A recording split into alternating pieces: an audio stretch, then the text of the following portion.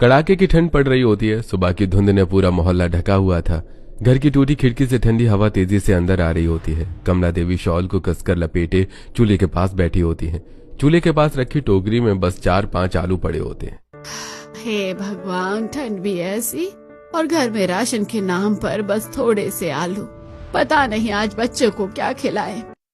नेहा चुपचाप पास बैठी आलूओं को देख रही होती है। उसके हाथ ठंड से कांप रहे होते हैं। मम्मी जी चिंता मत कीजिए, जब ये आलू हैं तो पेट तो भर ही जाएगा। गरीबी में भी स्वाद ढूंढ लिया जाता है। कमला देवी नेहा की तरफ देखती है। बेटा तू सच में बहुत ही सहनशील है, इतने कम में भी घर संभाल लेती है। नेहा उठती है, चूल्हे में लकड़ियां सुलगाती है और ठंड से जमी उंगलियों से आलू छीलने लगती है। न टमाटर न प्याज, बस नमक, लाल मिर्च और थोड़ा सा गरम मसाला होता है। नेहा आलूओं को उबालकर मसाले में बढ़िया भूनती है। कुछ ही देर में आलू दम की खुशबू पूरे घर में फैल जाती है। सब एक एक करके चूल्हे के पास आ जाते हैं। वाह नेहा, आज तो खुशबू से ही भूख दुगनी हो गई है। अब लोग जमीन पर चटाई बिछाकर साथ बैठ जाते हैं। नेहा रोटियां परोसती है और गरम गरम आलू दम सबकी थाली में डालती है। भाभी सच में मजा आ गया। तभी दरवाजे पर बाहर उर्मिला खड़ी होती है। नाक से खुशबू सूंघती हुई अंदर आती है। अरे भाई नेहा, आज क्या बना लिया तूने? इतनी खुशबू आ रही है कि रहा ही नहीं गया। कुछ नहीं दीदी, बस थोड़े से आलू थे और आलू दम बना लिया। टमाटर प्याज तो थे नहीं, पता नहीं कैसा लगा होगा। अरे जा मेरी प्लेट लगा कर ला, मैं खा कर बताऊंगी। नेहा तुरंत एक प्लेट लगाती है और उर्मिला पहला टुकड़ा खाती है और आंखें बंद कर लेती है। अरे वाह, सच कहूँ नेहा, ऐसे स्वाद के लिए बड़े बड़े होटल तरस जाएं। उर्मिला बेटा, नेहा तो हमारे घर की लक्ष्मी है। घर में कुछ भी ना हो तब भी ऐसा खाना बनाती है कि पेट भर जाए, पर मन नहीं भरता। सब लोग मुस्कुराते हैं और ठंड में नीचे बैठकर खाना खाने लगते हैं। अगले दिन सुबह की ठंड और भी ज्यादा तेज चल रही होती है। आंगन में धुंध फैल रही होती है। दिव्या और उज्जवल स्कूल का बैग टांगे जूते पहन रहे होते हैं। दोनों ठंड से कांपते हुए भी जल्दी में होते हैं। मम्मी हम जा रहे हैं। नेहा चूल्हे के पास बैठी शॉल ओढ़े उन दोनों को देखकर तुरंत उठ खड़ी होती है। अरे बेटा, भूखे पेट क्यों जा रहे हो? मैं भी तुम्हारे लिए कुछ बना देती हूँ। नहीं मम्मी, आज हम स्कूल की कैंटीन में समोसा खाएंगे। हाँ मम्मी, वैसे भी बहुत ठंड है, आप आराम कर लो। लंच तो ले जाओ। पर दोनों बहन भाई घर से निकल पड़ते हैं। गली में ठंडी हवा चेहरे को चीरती हुई चल रही होती है। रास्ते में कुछ दूर चलने के बाद उज्जवल चुप्पी तोड़ देता है। दीदी, क्या हम मम्मी की मदद नहीं कर सकते? मम्मी कितनी उदास रहती है। क्या करेंगे भाई, पहले हमें अपनी पढ़ाई भी पूरी करनी है। पहले स्कूल, फिर कॉलेज, तब जाकर जॉब मिलती है। हमारी स्कूल फीस भी तो कितनी ज्यादा है। हाँ भाई, पापा अपना सारा पैसा हम पर इन्वेस्ट कर रहे हैं। हमें बड़े होकर एक अच्छा इंसान बनना होगा। हाँ दीदी, मैं तो साइंटिस्ट बनूंगा। और मैं डॉक्टर। पहले हमें पढ़ाई पूरी करनी होगी, फिर देखना हमारा कितना बड़ा घर होगा। दोनों फिर से चल पड़ते हैं। ठंड में कदम तेज होते हैं। अगले दिन घर के कोने में रखी पुरानी खाट पर रामू जी कंबल ओढ़े लेटे होते हैं। खांसी रुक रुक कर आ रही होती है और शरीर में बिल्कुल ताकत नहीं बची होती है। कमला देवी कभी उनके पैरों को सहलाती है तो कभी सिराने बैठकर कंबल ठीक करती है। शाम को सब लोग एक साथ कमरे में बैठे होते हैं। ठंड से सब ठिठुर रहे होते हैं। बेटा, बहुत ठंड हो रही है, पता नहीं कब तक ये शरीर साथ देगा। सब चुप हो जाते हैं। देवेश चिंता से पापा की तरफ देखता है।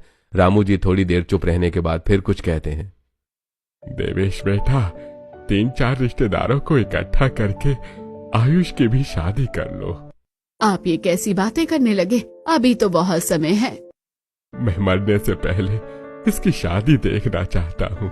घर में एक और बहू आ जाए, मेरा परिवार पूरा हो जाए।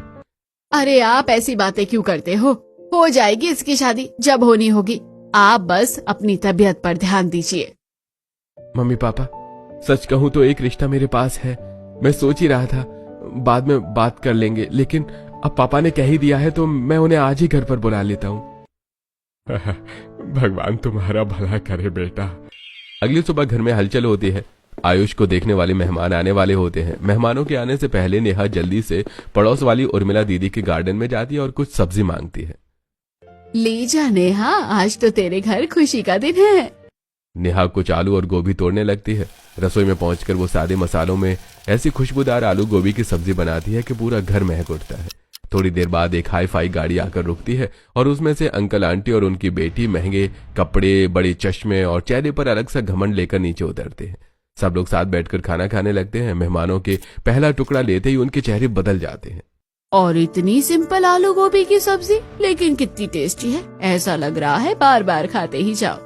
हाँ बहन जी, मेरी बहू बहुत अच्छा खाना बनाती है। बातचीत चली रही होती है कि तभी अचानक लड़की जोर से कुर्सी खिसकाकर खड़ी हो जाती है। कमरे में सन्नाटा छा जाता है। मुझे ये लड़का बिल्कुल भी पसंद नहीं है, इसके औकात ही क्या है मेरे सामने। सब सन्न रह जाते हैं। मम्मी पापा, आप इसे मेरे सामने लाए क्यों हो? अरे बेटा, ऐसी बातें नहीं करते हैं, चुपचाप नीचे बैठो। लेकिन लड़की गुस्से में बाहर की तरफ निकल जाती है। आंटी और अंकल भी शर्मिंदा होकर उसके पीछे पीछे चले जाते हैं। दरवाजा बंद होते ही घर में भारी सन्नाटा छा जाता है। मेहमानों के जाते ही आयुष का गुस्सा फूट पड़ता है। उसकी आंखें लाल और आवाज कांप रही होती है। भाभी, ये रिश्ता मैंने आज आपके कहने पर देखा था, अब इसके बाद मैं कोई रिश्ता नहीं देखूंगा। भैया ऐसी बातें मत करिए। चाहे मेरी पूरी जिंदगी निकल जाए, चाहे मैं कुंवारा ही रह जाऊं, लेकिन अब मैं किसी लड़की को देखने नहीं जाऊंगा। और अब मैं इतनी मेहनत करूंगा कि एक दिन कोई लड़की खुद चलकर मेरे पास आएगी। भैया, एक लड़की ने रिजेक्ट कर दिया तो क्या हुआ? हमारी सिचुएशन बदलने में भी थोड़ा टाइम लगेगा। नहीं भाभी, अब मुझे किसी को देखना ही नहीं है, अब जो होगा देखा जाएगा। अगले दिन घर के अंदर भी ठंड कम नहीं होती है। रामू जी चारपाई पर कंबल ओढ़े लेटे होते हैं। उनके पैरों की तरफ कंबल में कमला देवी बैठी होती है। कमला, आज मन बहुत कर रहा है सरसों का साग और मक्के की रोटी खाने का। रहने दीजिए ना, हमारी बहू जैसे तैसे करके घर चला रही है। अगर हम उसे कुछ कहेंगे तो क्या पता उसे लगे कि हम अपनी फरमाइशें बता रहे हैं। इतने में नेहा बाहर से पानी भरकर लौट रही होती है। दरवाजे के पास पहुंचकर उसने सास ससुर की पूरी बात सुन ली होती है। वो कुछ नहीं बोलती, बस चुपचाप शॉल ओढ़कर बाहर निकल जाती है। नेहा सीधे पड़ोस में उर्मिला के घर के पास पहुंच जाती है। वहां बैठी कुछ औरतों की बातें उसके कानों में पड़ जाती हैं। अरे देखो देखो, इस नेहा का तो सही है, रोज रोज किसी दूसरे के घर सब्जी मांगने चली जाती है। आज फिर से कुछ मांगने ही आई होगी जरूर। अब क्या करे, गरीबी हाथ फैलाना ही सिखाती है। नेहा का दिल बैठ जाता है, आंखें भर आती हैं, उसके कदम रुक जाते हैं, हाथ अपने आप पीछे हटने लगते हैं। वो मुड़कर जाने ही वाली थी कि तभी दरवाजा खुलता है। अरे नेहा, कहाँ जा रही है और किस काम से आई थी? वो दीदी, मैं थोड़ा सा साग लेने आई थी। अरे हाँ हाँ बिल्कुल ले जा, रुक मैं अभी काट कर देती हूँ। उर्मिला गार्डन में जाती है और सरसों का साग काट कर नेहा को दे देती है। दीदी, पापा जी का ना आज सरसों का साग और मक्के की रोटी खाने का बहुत मन कर रहा था। आटा तो है मेरे पास पर साग नहीं था, इसलिए। नेहा, तेरे हाथ की साग रोटी बहुत अच्छी बनती है, जब बना लेना थोड़ा सा तो मुझे भी दे देना। नेहा सिर हिलाकर घर लौट जाती है। घर में वो बड़े प्यार से सरसों का साग और मक्के की रोटियां बनाती है। सबसे पहले ससुर जी और फिर सबको खिलाती है। बहू, आज तो बहुत दिन बाद दिल खुश हो गया। आज तो मैं यही सोच रहा था कि मेरा साग खाने का बहुत मन कर रहा था और तूने बना भी दिया। पापा जी, मैं आपकी सारी बातें समझ लेती हूँ। नेहा के हाथ की तो हर चीज स्वादिष्ट ही होती है। फिर सबको खिलाकर नेहा जो थोड़ा सा साग बचता है उसे कटोरी में डालकर उर्मिला के घर दे आती है। घर लौटती है तो रसोई में पतीली खाली होती है, साग खत्म हो चुका होता है। नेहा बिना किसी को बताए सूखी मक्के की रोटी तोड़ती है और चुपचाप खाने लगती है, न किसी से शिकायत करती है। अगले दिन दोपहर में अचानक दरवाजे पर आवाज होती है। बुआ जी और फूफा जी बिना बताए घर आ जाते हैं। कमला देवी उन्हें देखकर थोड़ा घबरा जाती है, लेकिन आदर से उन्हें चारपाई पर बिठा देती है। बुआ जी चारपाई पर बैठते ही इधर उधर नजर घुमाने लगती हैं। अरे कमला, तेरे घर की हालत तो बहुत ही बेकार है। इतने सारे लोग और ऐसी ठंड में कैसे रहते हैं? कमला देवी चुप रह जाती है। और ये कपड़े देख तो सही, सब फटे पुराने हो गए हैं। अरे हाँ भाई, इनके यहाँ तो खाने को तो कुछ भी नहीं रहता होगा। हमें आए इतनी देर हो गई और अभी तक चाय पानी भी नहीं मिला। कमला देवी की आंखें झुक जाती हैं। दूसरी तरफ रसोई में नेहा चुपचाप खड़ी होती है। वो सारे डिब्बे खोलकर देखती है। एक में थोड़ी सी अरहर दाल, दूसरे में चुटकी भर चना दाल, तीसरे में थोड़ा सा मसूर दाल होती है। नेहा बिना किसी शिकायत के सब दालें एक साथ मिलाती है और मिक्स दाल चढ़ा देती है। चूल्हे पर दाल उबलने लगती है। नेहा उसमें तड़का लगाती है। रसोई में खुशबू फैल जाती है। अरे भाई चलो भाई, अब चलते हैं, यहाँ खाना तो वैसे भी नहीं मिलेगा। बुआ जी भी खड़ी हो जाती हैं। उसी पल नेहा थाली और कटोरी में खाना सजाकर बाहर ले आती है। बुआ जी, फूफा जी, खाना तैयार है। फूफा जी और बुआ जी रुक जाते हैं। अब बहू ने इतनी मेहनत से बनाया है तो खाकर तो जाना ही पड़ेगा। दोनों फिर से चारपाई पर बैठ जाते हैं। पहला टुकड़ा खाते ही बुआ जी का चेहरा बदल जाता है। कमला, तेरे घर में भले ही कुछ ना हो, लेकिन तेरी बहू के हाथ का जादू तो सबसे बेस्ट है। इतनी सादी दाल को भी इसने कितना स्वादिष्ट बना दिया है। हाँ दीदी, मेरी बहू बहुत ही अच्छा खाना बनाती है। और एक बात, हम अपने मेहमानों को कभी भूखे पेट नहीं भेजते। बुआ जी और फूफा जी का चेहरा उतर जाता है। दोनों बिना कुछ कहे चुपचाप खाना खत्म करते हैं और थोड़ी देर बाद सिर झुकाए वहां से निकल जाते हैं। अगले दिन सुबह की ठंड हड्डियों में उतर रही होती है। नेहा ठंड में हाथ शून्य करते हुए बाहर कपड़े सुखा रही होती है। ठंडी बर्फीली हवाएं चल रही होती हैं और वो पूरी तरह से कपकपा रही होती है, लेकिन वो चुपचाप अपना काम करती रहती है। सामने गली में कुछ औरतें हाथ सेकते हुए खड़ी होती हैं। उनकी बातें फुसफुसाहट से तानों में बदल रही होती हैं। कितने गरीब लोग हैं। इसका ससुर खाट पर पड़ा रहता है और लड़का छोटी सी फैक्ट्री में पैकिंग का काम करता है। पता नहीं बेचारे गुजारा कैसे करते होंगे। हाँ, इन्हें तो घर में कुछ खाने को भी नहीं मिलता होगा। जब देखो उर्मिला से ही कुछ न कुछ मांगती रहती है। लेकिन ये एक बात है, इसके घर में भले ही कुछ ना मिले, पर ये नेहा इतना अच्छा खाना बनाती है कि कमाल है। अगर इसके पास सिर्फ आलू भी होगा ना, तो उसे इतना टेस्टी बना देगी कि क्या ही कहूँ। इसके हाथों में जो स्वाद है वो पूरे मोहल्ले की किसी की बहू के हाथ में नहीं है। अरे छोड़ो, स्वाद वाली हो या कुछ भी हो, गरीब तो गरीब ही रहेंगे। देखो सारे लोग फटे कपड़े पहनकर घूमते हैं। नेहा सब सुन लेती है। उसके हाथ पल भर को रुक जाते हैं, फिर वो बिना कुछ कहे कपड़ा निचोड़कर रस्सी पर टांग देती है। उसकी आंखों में आंसू होते हैं। अगले दिन रात को रामू जी बस एक पतली सी चादर ओढ़े लेटे होते हैं। आधी रात को उन्हें बहुत ज्यादा ठंड लगने लगती है। शरीर कांपने लगता है। सुबह होते होते तेज बुखार चढ़ जाता है। वो न कुछ बोल पा रहे होते हैं, न खाट से उठ पा रहे होते हैं। हे भगवान, इन्हें तो बहुत तेज बुखार हो गया है। नेहा बिना वक्त गवाए रसोई में भागती है। घर में जो भी होता है, इलायची, लौंग, दालचीनी सब निकालकर वो एक गरम काढ़ा बना लेती है। पापा जी, थोड़ा थोड़ा करके पीजिए। रामू जी काढ़ा पीते हैं। थोड़ी देर बाद उनकी सर्दी में आराम लगता है। पसीना आता है और बुखार धीरे धीरे उतरने लगता है। नेहा बेटा, तू ना होती तो पता नहीं हमारे घर का क्या हाल होता। पता नहीं जितनी अच्छी हमारी बड़ी बहू है उतनी अच्छी छोटी बहू हमें मिलेगी भी या नहीं। एक दिन दोपहर के समय अचानक दरवाजे पर आवाज होती है। नेहा कपड़े समेट रही होती है। दरवाजा खोला तो सामने मयंक खड़ा होता है। चेहरे पर नई नौकरी की चमक और कपड़ों में ऑफिस का फैशन दिखता है। अरे मयंक, तू इस वक्त? दीदी, ऑफिस में लंच ब्रेक था, घर जाने के बजाय आपके पास ही आ गया। आपका घर पास पड़ता है ना? अच्छा किया, चल कोई बात नहीं, 2 मिनट रुक, मैं अभी कुछ बना कर लाती हूँ। वो रसोई में जाती है और मसाले, दाल, चावल के डिब्बे देखती है। न दाल न सब्जी, बस 2 टमाटर, 1 प्याज और 2 हरी मिर्च पड़ी होती हैं। नेहा पल भर सोचकर बिना मायूस हुए तीनों को एक साथ पीसकर झटपट चटनी बना लेती है। थोड़ी सी रोटी के साथ चटनी परोसकर वो भाई के पास ले आती है। कमाल कर दिया दीदी, आपने तो बहुत टेस्टी चटनी बनाई है। आपके हाथ का खाना खाकर सच में मजा आ गया। घर में कुछ था ही नहीं तो सोचा यही बना दूं। दीदी, मैं घर से इतनी जल्दी निकल जाता हूँ कि किसी को लंच बनाने का टाइम ही नहीं मिलता, और ऑफिस की कैंटीन का खाना इतना बेस्वाद होता है कि खाने का मन ही नहीं करता। चल, अच्छी बात है कि तेरी जॉब लग गई, अब घर की हालत थोड़ी ठीक हो जाएगी। हाँ दीदी, अब आप टेंशन मत लेना, घर की जिम्मेदारी अब मैं संभाल लूंगा। नेहा की आंखों में सुकून आ जाता है। 2-3 दिन बाद फिर से दोपहर में मयंक नेहा के घर आ जाता है। इस बार रसोई से आती खुशबू पहले ही उसका स्वागत कर रही होती है। नेहा चूल्हे पर आलू पालक चला रही होती है। पनीर के लिए पैसे नहीं होते हैं, इसलिए उसने पालक में आलू डालकर ही सब्जी बना दी होती है। सादा सा तड़का, नमक और मिर्च, बस उतना ही। सब एक साथ खाते हैं।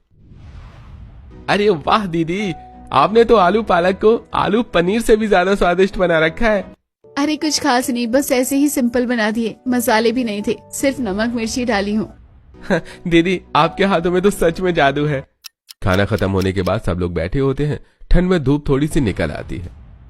दीदी, मैं तो कह रहा हूँ आप अपनी लंच की दुकान खोल लो। अरे पागल, लंच की दुकान कैसे खुलेगी? मेरे पास इतना टाइम कहाँ है, बच्चों को भी संभालना पड़ता है, पापा मम्मी भी है, और वैसे भी इसमें बहुत पैसा लगता है। दीदी, मैं मानता हूँ कि शुरुआत में थोड़ा स्ट्रगल होगा, लेकिन उसके बाद आपकी किस्मत खुल जाएगी।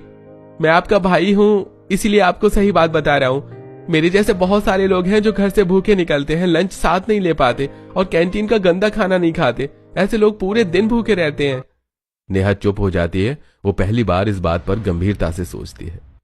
अगर आपको मेरा आइडिया अच्छा लगे तो इसके बारे में जरूर सोचना दीदी। फिर मयंक वहां से चला जाता है। रात को घर के कोने में जलती हुई छोटी सी अंगीठी के पास नेहा और देवेश बैठे होते हैं। बच्चे और सास ससुर नीचे बिछी चटाई पर सो रहे होते हैं और घर में सन्नाटा होता है। आज मयंक आया था। हाँ फिर? वो पागल लड़का कह रहा था कि मैं लंच बॉक्स की दुकान खोल लूं, लोगों को लंच बांटूं, और मुझे तो इतना अच्छा खाना बनाना भी नहीं आता है। खाना बनाने पर तो मुझे तुम पर पूरा भरोसा है। तुम बहुत अच्छा खाना बनाती हो। क्या सच में ऐसा कुछ हो सकता है? हाँ, और मयंक जो कह रहा है बात गलत भी नहीं है, लेकिन उससे पहले ये पूछना जरूरी है कि इसे शुरू कैसे किया जा सकता है। एक चांस लेकर देख लेते हैं, अगर कुछ होगा तो अच्छा ही होगा। ठीक है, अगर आप साथ रहते हो तो मैं मयंक से पूछ लूंगी। मैं हमेशा तुम्हारे साथ हूँ। अगली सुबह नेहा हिम्मत जुटाकर अपने भाई मयंक को फोन लगाती है। मयंक, कल तेरे जीजू कह रहे थे कि अगर ये लंच बॉक्स वाला काम शुरू करना है तो पहले ये समझना पड़ेगा कि शुरुआत कैसे करें। दीदी, इसमें थोड़ा स्ट्रगल तो होगा, लेकिन मैं आपको पूरा आइडिया बताता हूँ। नेहा ध्यान से सुनने लगती है। आप एक ठेला लगाइए, वहीं ताजा ताजा खाना बनाइए और वहीं से लंच बॉक्स पैक कीजिए। लोगों को दिखना भी चाहिए कि खाना ताजा बन रहा है। जब लोग देखेंगे कि गर्मा गर्म खाना बन रहा है तो अपने आप अट्रैक्ट होंगे। लेकिन बासी खाना तो सच में कोई पसंद नहीं करता। बस यही तो पॉइंट है दीदी, हम ताजा खाना ही रखेंगे, बासी खाना तो कोई भी नहीं खाता। और ये ठेला हम लगाएंगे कहाँ पर? दीदी, गांव से बाहर निकलते ही जो IT एरिया है ना, वहीं लगाइए। वहाँ सब ऑफिस वाले रहते हैं, 3-4 बड़ी कंपनियां भी हैं। लड़के लड़के जो अकेले रहते हैं उन्हें घर का खाना नहीं मिलता, वो आपका खाना जरूर खाएंगे। ठीक है मयंक, अब समझ में आने लगा है। नेहा शाम को सारी बातें अपने पति देवेश को विस्तार से बताती है। उसके बाद मयंक को समझ जाता है और नेहा से एक दिन की फैक्ट्री से छुट्टी लेने को बोलता है। हाँ ठीक है, मैं अपना पैकिंग का काम कुछ समय के लिए छोड़कर पहले तुम्हारा ठेला तैयार करता हूँ। लेकिन तुम्हारा काम? काम फिर मिल जाएगा, पहले इस सपने को मौका देते हैं। अगले दिन कड़कड़ाती ठंड में देवेश बहुत सारी लकड़ियां, लोहे के पाइप और तख्ते लेकर आता है। ठंड से हाथ सुन्न हो रहे होते हैं, लेकिन आंखों में जोश होता है। वो सुबह से शाम तक ठेला बनाने में जुटा होता है। हथौड़े की आवाज गूंजती रहती है। नेहा दूर से देवेश की मेहनत देख रही होती है। शाम को नेहा और देवेश हिम्मत करके सारी बात कमला देवी और रामू जी को बता देते हैं। कमला देवी कुछ पल चुप रहती है, फिर उठकर अंदर जाकर एक छोटा सा लिफाफा ले आती है। बेटा, ये मेरी FD के पैसे हैं जो मैंने अपने पोता पोती के लिए जमा किए थे। देवेश और नेहा दोनों चौंक जाते हैं। लेकिन अभी तुम्हारा काम ज्यादा जरूरी है, और वैसे भी ये सब तुम्हारे लिए तो कर रही हूँ। वो पैसे नेहा के हाथ में रख देती है और नेहा हैरानी से देख रही होती है। मेहनत करना बेटा, भगवान साथ देगा। अगले ही दिन नेहा और देवेश बाजार जाते हैं। सीमित पैसों में बर्तन, टिफिन बॉक्स, चूल्हा, गैस और मसाले खरीद लेते हैं। हर चीज सोच समझ कर लेते हैं। जैसे तैसे दोनों घर जा रहे होते हैं और उर्मिला बाहर खड़ी होती है। अरे नेहा, कहाँ से सामान लेकर आ रही हो? अरे कुछ नहीं दीदी, बस लंच बॉक्स का काम शुरू कर रही हूँ। जब तक काम जम ना जाए सब्जी मेरी तरफ से। अगले दिन सुबह सुबह मयंक नेहा और देवेश को अपने साथ ले जाता है और उन्हें IT एरिया की तरफ ले आता है। जैसे ही वो गांव की सीमा से बाहर निकले, सामने ऊंची ऊंची कांच की बिल्डिंग्स और लंबे लंबे टावर दिखाई देने लगते हैं। चारों तरफ ऑफिस जाने वाले लोग, तेज कदम और अलग ही दुनिया का शोर होता है। नेहा पहली बार उस जगह को देखती है। मन में डर भी और नई उम्मीद भी होती है। नेहा अपना ठेला लगाती है। ठंड इतनी तेज होती है कि हवा सीधे चेहरे पर चाकू की तरह लग रही होती है। शॉल बार बार उड़ रहा होता है और हाथ सुन्न हो रहे होते हैं। वो ठेले के पास खड़ी रहती है और गरम गरम दाल उबाल रही होती है। सब्जी की खुशबू भी होती है, लेकिन लोग बस देखते हैं और आगे बढ़ जाते हैं। कोई नहीं रुकता, कोई नहीं पूछता। नेहा की आंखें बार बार रास्ते पर टिक जाती हैं और फिर झुक जाती हैं। अगले दिन फिर वही ठंड, वही तेज हवा होती है। नेहा फिर से लंच बॉक्स का ठेला लगाकर खड़ी रहती है। अरे लंच बॉक्स वाली का खाना अच्छा लग रहा है, पर चलो यहाँ से कैंटीन में खाएंगे। लोग कहते कहते चले जाते हैं। एक भी लंच बॉक्स नहीं बिकता। नेहा का मन टूटने लगता है। तीसरे दिन देवेश भी खड़ा साथ होता है। दोनों ठंड में कांपते हुए लोगों को देखते रहते हैं। नेहा, ये लोग ऐसे ठेले पर नहीं आने वाले हैं। नेहा उसकी तरफ देखती है। हमें खुद जाकर लोगों को लंच देना पड़ेगा। लेकिन कैसे? चलो यहीं से शुरू करते हैं। दोनों टिफिन बॉक्स उठाकर अपार्टमेंट के अंदर चले जाते हैं। पहली मंजिल पर घंटी बजाते हैं, कोई नहीं खोलता है। दूसरी मंजिल पर नहीं चाहिए। तीसरी, चौथी, कहीं दरवाजा नहीं खुला। कोई मना कर देते हैं। ठंड से हाथ कांप रहे होते हैं, सांस फूल रही होती है, लेकिन दोनों चढ़ते रहते हैं। 25 फ्लोर तक जाते हैं, हर फ्लोर पर घंटी बजाते हैं और हर फ्लोर पर निराश होकर लौटते हैं। आखिरी फ्लोर पर एक लड़का दरवाजा खोलता है। लंच बॉक्स है? हाँ जी, घर का बना हुआ। लड़का एक बॉक्स ले लेता है और 100 रुपए देवेश के हाथ में रख देता है। देवेश वो नोट देखता है, कांपते हाथों से पहले 100 रुपए आ जाते हैं। नेहा की आंखें भर आती हैं। अगले दिन देवेश और नेहा कंपनी के बाहर लंच बॉक्स का ठेला लिए खड़े होते हैं। इस बार उनके पास पहले से ज्यादा लंच बॉक्स होते हैं। नेहा सुबह सुबह ठंड में उठकर दाल, सब्जी और चावल बनाई होती है। भाप उठती देखकर उसे लगता है कि शायद आज कुछ अच्छा होगा। देवेश हिम्मत करके गेट की तरफ बढ़ता है। भाई साहब, हमें अंदर जाकर लंच बॉक्स बांटने हैं। अरे चलो यहाँ से, अंदर किसी को लंच बॉक्स नहीं चाहिए, अंदर बहुत बड़ी कैंटीन है, भागो यहाँ से। नेहा और देवेश अपमानित होकर वापस मुड़ जाते हैं। नेहा की आंखें भर आती हैं। चलो दूसरे अपार्टमेंट में चलते हैं। दोनों फिर से दूसरे अपार्टमेंट में जाते हैं। सीढ़ियां पहले की तरह लंबी होती हैं। 1, 2, 10, 20 पैर दर्द से सुन्न हो चुके होते हैं। शाम होते होते दोनों पूरी तरह से टूट चुके होते हैं। उस दिन एक भी लंच बॉक्स नहीं बिकता। घर लौटते समय नेहा बस इतना कहती है, शायद कल अच्छा होगा। अगले दिन फिर कड़कड़ाती ठंड में हवा ठंडी चाकू की तरह चेहरे पर लग रही होती है। नेहा फिर ठेला लगाती है और फिर ताजा खाना बनाती है। फिर वही इंतजार। तभी दूर से 4 दोस्तों का ग्रुप आता दिखता है। 2 लड़के और 2 लड़की होती हैं। सबके चेहरे भूख से थके हुए होते हैं। यार कहाँ खाना खाएं? कैंटीन का खाना खा कर के पक गए हैं। कुछ समझ ही नहीं आ रहा है। अरे देखो, ये दीदी तो फ्रेश खाना बना रही है और लंच बॉक्स में पैक कर रही है। चलो यहीं चलते हैं। चारों नेहा के ठेले के पास आ जाते हैं। जी, लंच बॉक्स है, घर का बना है। चारों एक एक लंच ले लेते हैं। पहला टुकड़ा खाते ही उन सबकी आंखें चमक उठती हैं। दीदी, आपने तो कमाल कर दिया, इतना टेस्टी खाना। धन्यवाद भैया। उस दिन चारों पूरा खाना खत्म करके चुपचाप चले जाते हैं। अगले दिन फिर वही 4, फिर अगले दिन फिर वही 4। अब नेहा उन्हें नाम से जानने लगती है, राहुल, अमन, पूजा और स्नेहा। एक दिन सब लंच खाते हुए बातें कर रहे होते हैं। नेहा दीदी, आपके ठेले की शुरुआत बिल्कुल झरने जैसी है, धीरे धीरे लेकिन रुकने वाली नहीं है। अरे रहने दो राहुल भैया, आप तो ऐसे ही मजाक करते हो। दीदी सच बताएं तो आप हमारी लाइफ का पार्ट बन गई हो। आप नहीं दिखती तो मन ही नहीं लगता। तुम लोग भी तो मेरे लिए अपने से हो गए हो। दीदी, आज मैं आपकी वीडियो बनाऊंगी और फेसबुक पर डालूंगी। अरे नहीं दीदी, कुछ रिस्पांस नहीं चाहिए। तुम लोग रोज आ जाते हो, वही बहुत है। दीदी, आप इतना अच्छा खाना बनाती है तो आपके हाथ का खाना दुनिया भर में मशहूर होना चाहिए ना। पूजा वीडियो बना लेती है। नेहा का ताजा खाना हाइजीन प्यार से पैक करते हाथ वीडियो में आते हैं। वीडियो फेसबुक पर डाल देती है। रात भर में सैकड़ों व्यूज हो जाते हैं। सुबह तक हजारों कमेंट आने लगते हैं। देखो कितने साफ तरीके से लंच पैक कर रही है, काश हमारे ऑफिस के पास भी ऐसा खाना मिलता, लंच बॉक्स वाली दीदी सुपर है। धीरे धीरे लोग नेहा को लंच बॉक्स वाली कहने लगते हैं। पर ठेले पर भीड़ लगने लगती है और ऑफिस वाले लड़कियां लड़के सब आते हैं। दीदी देखो, फेसबुक नामक चीज ने जिंदगी बदल दी। मैंने एड्रेस भी डाल दिया था। नेहा की आंखों में खुशी आ जाती है। धीरे धीरे आमदनी बढ़ने लगती है। देवेश पैकिंग का काम छोड़ देता है और आयुष भी मदद शुरू कर देता है। कुछ महीनों बाद नेहा अपना छोटा सा पक्का घर बना लेती है। बहू, तूने हमारा भाग्य बदल दिया। हमारी बहू हमारे घर की लक्ष्मी और शान है। ये सब हमारी प्यारी और बहादुर भाभी ने किया है। उनके बिना हम कुछ भी नहीं है। मम्मी, सबके पापा उनके हीरो होते हैं, लेकिन हमारी हीरो तो आप हो और पापा भी। मैं इसके साथ पूरा पूरा दिन रहा हूँ और मुझे ही पता है इसने सब कैसे संभाला है। हार हार कर फिर एक नई उम्मीद देखी है। अब बस भी करो आप सब। आप सब के अलावा मैं कुछ नहीं हूँ। आप सब मेरी जान हो। सब नेहा को गले लगा लेते हैं। एक दिन अचानक वही घमंडी लड़की विंध्या अपने परिवार के साथ आती है, वही जिसने आयुष को रिजेक्ट किया था। मुझे माफ कर दीजिए, उस समय आपकी गरीबी देखकर मैंने रिश्ता ठुकरा दिया था। आपकी अच्छाई नहीं देख पाई। वो घुटनों पर बैठ जाती है। क्या आप मुझसे शादी करोगे?